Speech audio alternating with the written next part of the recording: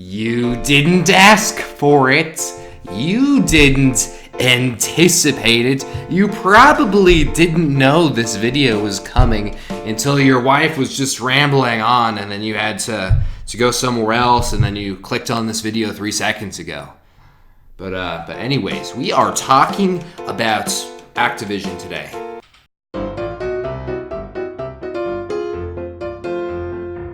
We're gonna do the Activision dance for no reason. Activision. I don't know why I decided to do this. Don't know where to stop either.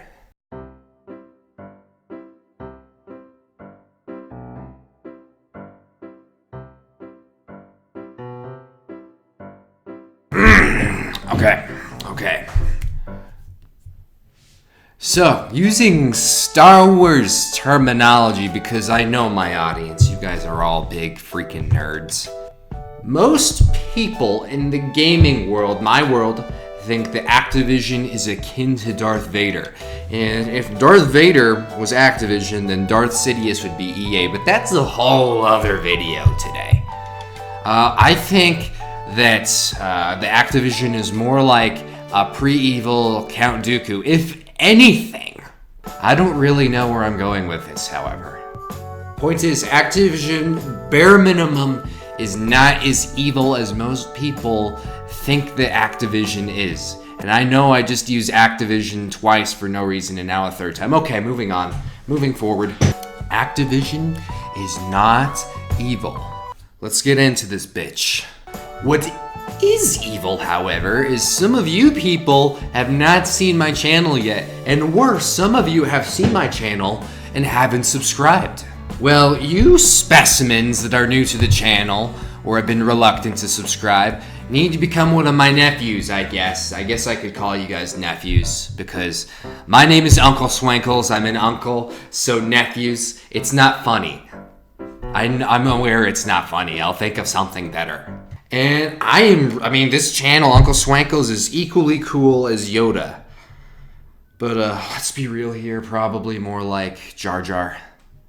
And something you guys can do is leave in the comments why this idiot on screen is talking about Star Wars so much in an Activision video that's supposed to be about video games.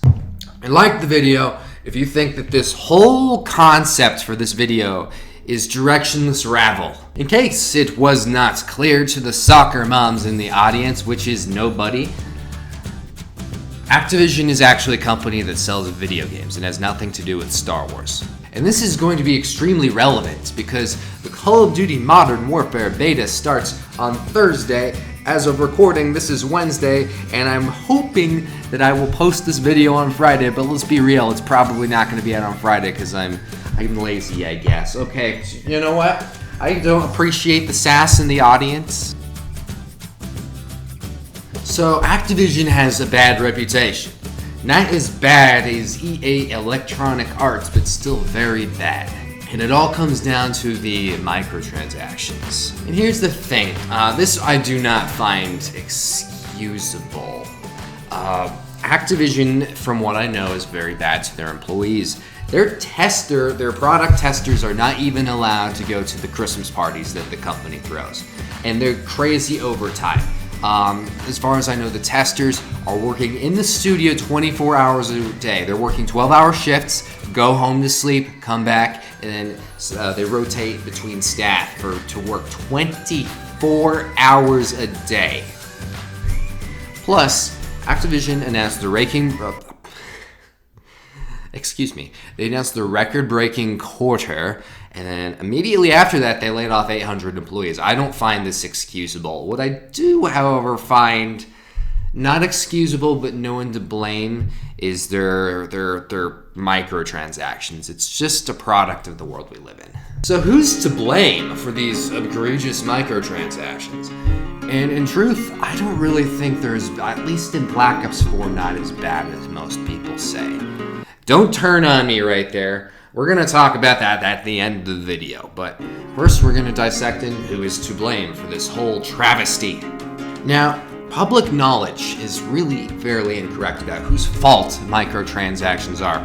From what I hear, most people will blame the corporate suits, the sellers for not the Activision, for the microtransactions. However, some people blame the developers, and there's some credit to this, but really not really. Now, from what I know, what I'm told, developers are told to develop, you have to do what your boss says. So the artists, the developers are paid by the corporates and they're told to create these microtransactions. They're not really in charge of selling them. I've heard some people say that the company should fight back, like Treyarch should fight back against Activision, say, no, we are not developing that. No, you don't. You do what your boss says. That's not reasonable, you people. Look, guys, when you started a job, it really, in more scenarios than not, it is your job to look out for the best interest of your boss, not the customers. I'm learning to be a real estate agent right now. It's the same thing. When you are a landlord, you are looking out for your boss. You are not looking out for, you have to keep your customers happy, your tenants, but really you're primarily focused about yielding the highest possible income for your boss. It's really the same concept. From what I know, the sellers have to put the microtransactions in for more than one reason. One, it's moral. You have to look out for your company. And two, from what I know, these people are under oath to yield the highest possible profit that they can. Under oath, so they've got moral obligations to do that. And microtransactions, unfortunately, make money. So, who is the corporate's boss? It's the shareholders. It's not their fault either. They need these investments to work out because they have kids to provide food for. They have to put food on the table. And my computer about turned off and I'm recording dialogue. Dumb computers. So these suits have a legal as well as moral responsibility to put the microtransactions in, even though microtransactions themselves, I personally see as immoral. I think that the suits see them as immoral too. Suits are people too. They're gamers. They love video games more often than not if they're going to work at Activision. It is a necessity. They just have to put them in. And it's really not their fault. Now, the only way that this is going to change is if the government steps in. I don't really see that as a good solution either. I think that it would allow the suits to let go of their breath because the public would not be mad at them anymore. But can you imagine, if you look at the percentages of what microtransactions make to the gaming industry, it's about 50% and rising. Can you imagine the layoffs that would come if they were no longer microtransactions? There would be so many people losing their jobs, and that's really not okay. And this is really where you guys are going to start to turn on me. I don't think that everybody disagrees with me, and it's important to me to speak my mind. I previously hated the microtransactions in Black Ops 4, but it's important to me to be honest with myself. So, I think that the supply stream is not that bad. If you're willing to play every single day, an hour or two at night, you are going to get so much free stuff. The amount of guns I've gotten in Black Ops 4, I've gotten more free stuff in Black Ops 4 than I've gotten in any other Call of Duty, minus Call of Duty Infinite Warfare. That game just gave you the guns for free if you had the season pass. But there's so much free content. And they've got a business plan where they give you the majority, not the majority, really hefty portion of free loot to you just for playing the game. They won't give it all to you. The supply drops really don't have much things of value in there. You have to look at the supply stream is where you want to get your stuff. You actually get ultra weapon rods. You don't get to choose your gun, and that's where they make their money. If you don't like the gun that you got out of your ultra weapon bribe, then you're going to have to pay a bit of a premium. And the only people that are paying a premium are the people that have the income to support it. So you're able to get people to get into this game for cheaper than ever because of inflation, etc. But then they're going to, you have to pay a hefty premium to get, another level of guns. They still don't get, the frequency that they drop these abilities to pay for ultra weapon bribes, That you can't get all the guns with that. I mean, then they get their money off of the whales too. That's immoral. I mean, it's an addiction, but they do make a lot of money off of the whales because they're buying these supply drops, and the rates of getting guns from these supply drops is so incredibly low. But for someone like me, that's not pumping money into the system. It's fairly fair.